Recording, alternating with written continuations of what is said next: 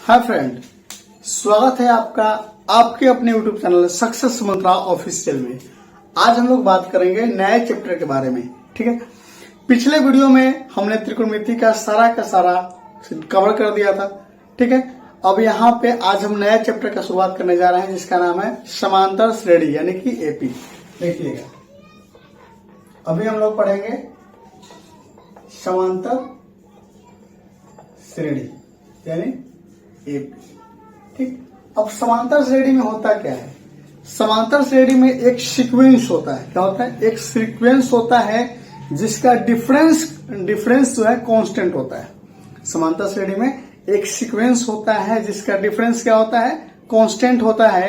एक एग्जांपल से समझ लेते हैं।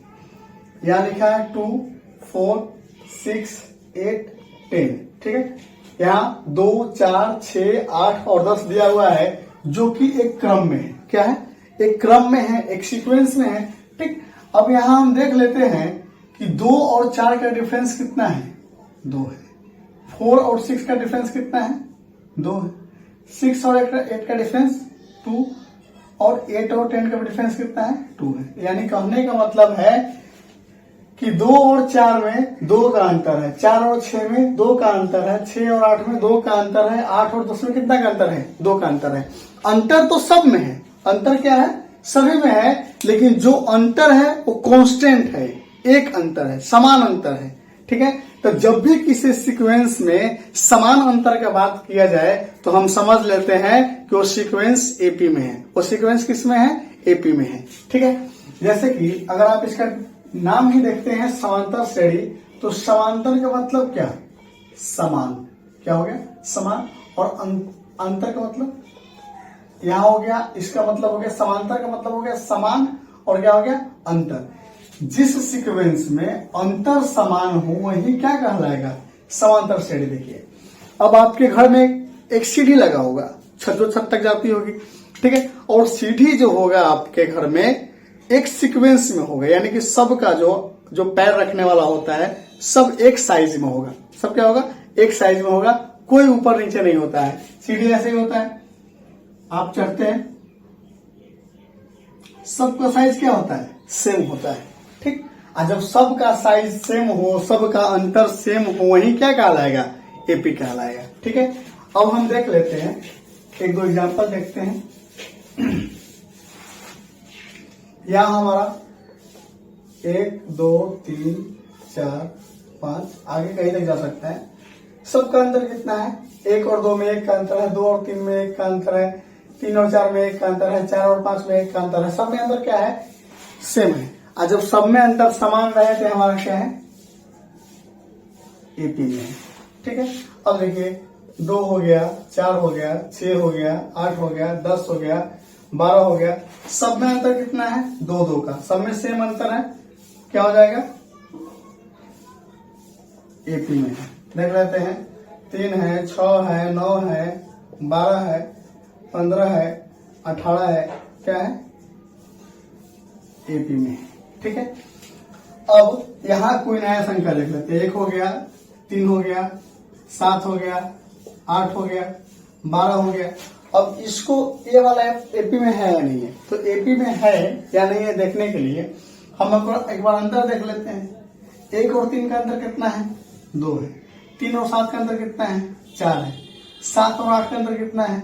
1 है। 8 और 12 का अंतर कितना है? 4 है। सब में अंतर क्या है? में नहीं होगा, एपी में नहीं होगा। ठीक है, बेसिकली आपको थोड़ा थोड़ा एपी समझ में अब आ रहा होगा। अब हम आगे बढ़ते हैं।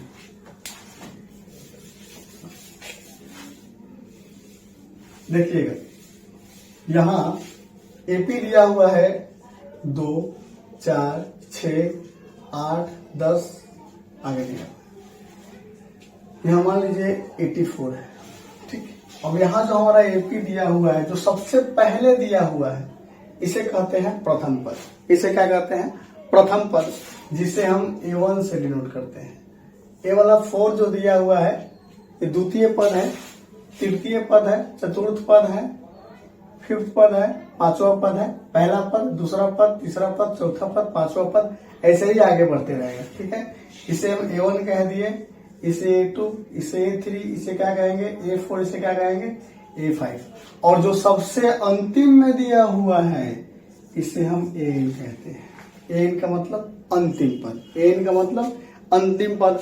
यहाँ N हम इसलिए लिखते हैं क्योंकि 1 2 3 4 5 हमें समझ में आ रहा है, पहला पद है, दूसरा पद है, तीसरा पद, चौथा पद और पांचवा पद है, और बीच में स्पेस दिया हुआ है, और यहाँ N है। हमें पता ही नहीं है कि 84 जो है कौन सा पद है, और जब हमें कोई भी पद पता नहीं होता है तो हम N क्या किए हैं, मान लिए हैं। ठीक है, अब देखिए यहाँ A1 है, A2 है, A3, A4, A5, ये हमारा क्या है AP में है, और जो पहले दिया हुआ है वो हमारा क्या हो जाएगा, प्रथम पद हो जाएगा। क्या हो जाएगा, प्रथम पद। तो इसको आप देखिएगा तो प्रथम पद यानी कि A1 बराबर क्या हो जाएगा आपका 2 हो जाएगा।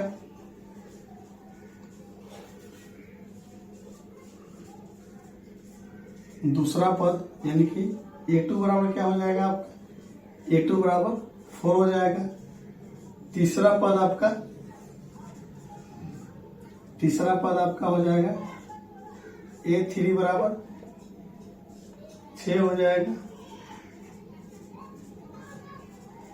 चौथा पद A4 बराबर क्या हो जाएगा 8 हो जाएगा। ठीक, अब हमें पहला पद तो पता चल गया है, दूसरा पद पता चला है, तीसरा पद पता चला है, चौथा पद भी पता चला है।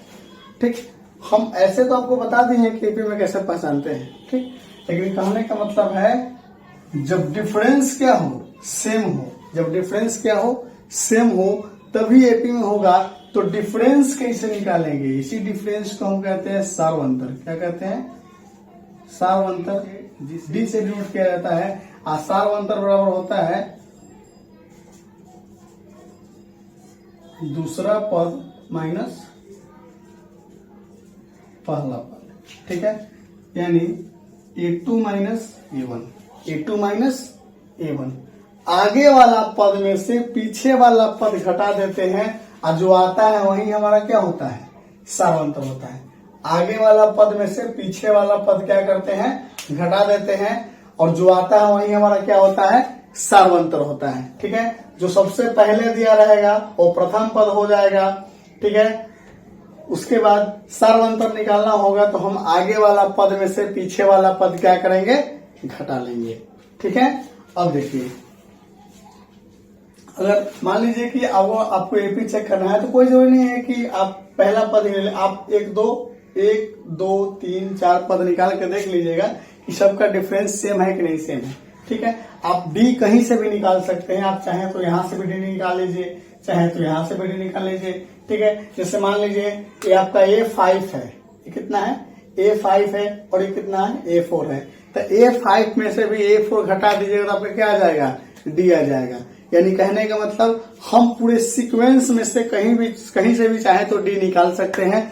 आगे वाला पद में से क्या करना है, पीछे वाला पद घटा लेना है, हमारा डी आ जाएगा।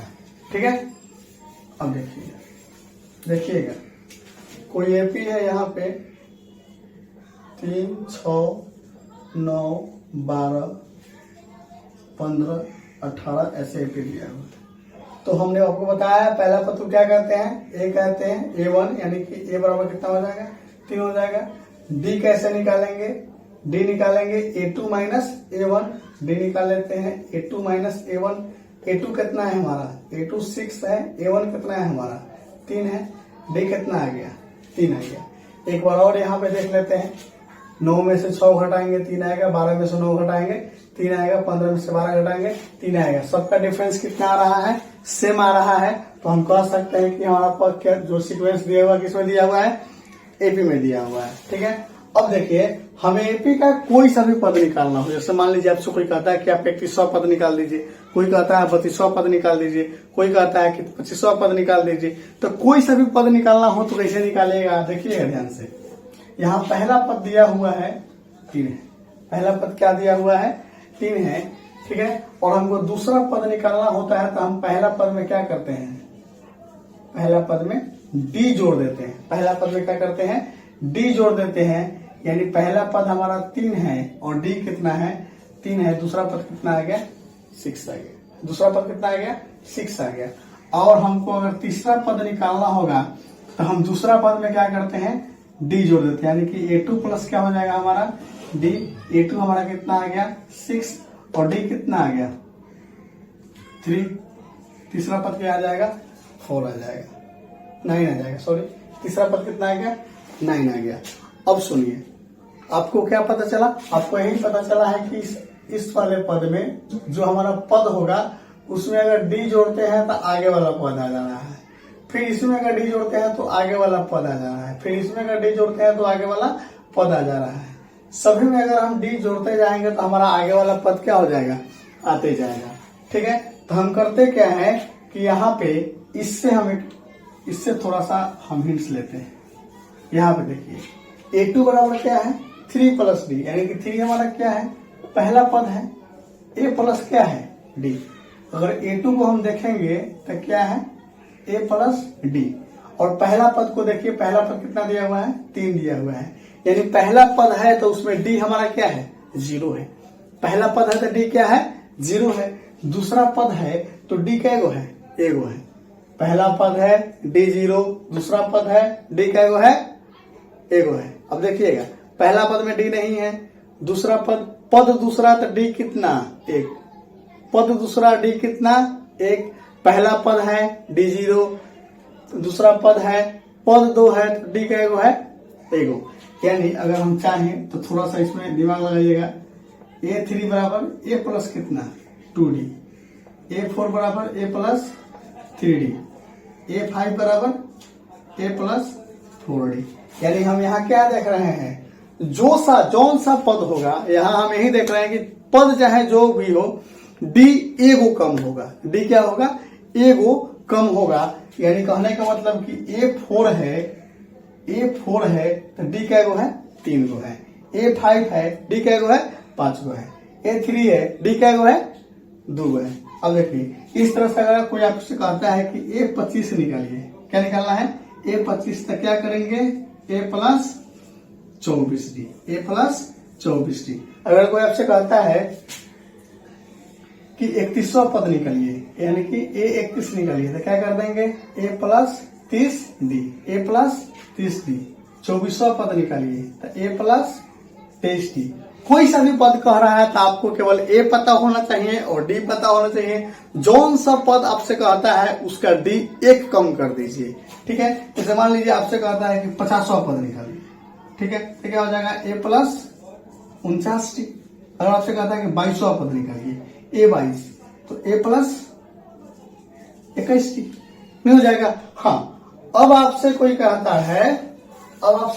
है कि Nवां पद निकालिए, आपने तो आप सब पद निकाल दे रहे थे, सब में क्या कर रहे थे कोई सा भी पद हो रहा था तो आप निकाल दे रहे थे। यानी कि A25 है तो D कितना चाहिए 24, A26 है D कितना चाहिए 25, A28 है D कितना चाहिए 27।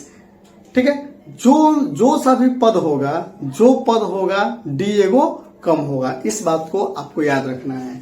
ठीक है, मान लीजिए आपसे कोई कहता है कि N पद निकालिए, N का मतलब क्या हमें पता ही नहीं है। यानी कि हमने क्या देखा है कि A1 था तो पहला पद, A2 था तो A प्लस D, ठीक है, A3 था A प्लस 2D, A4 था A प्लस 3D। यहाँ क्या देख रहे हैं कि जौन सा पद है D एगो क्या है कम है, जो सा भी पद है D एगो क्या है कम है। ऐसे करते करते हम AN पर जाते हैं। क्या करते हैं AN पर जाते हैं, तो AN पे जाएंगे यानी कि Nवां पद पे, तो A तो हमारा रहेगा ही रहेगा, प्लस है तो प्लस भी रहेगा, और D एगो कम है। किससे कम है पद से एगो कम है। पद यहाँ 4 है तो यहाँ क्या हो जाएगा 3, यहाँ पद 3 है तो पद D कितना है 2, यहाँ पद 2 है तो D कितना है 1, और यहाँ पद N है तो यहाँ क्या हो जाएगा N-1 इंटू कितना D, और ये आपका क्या आ गया फॉर्मूला आ गया।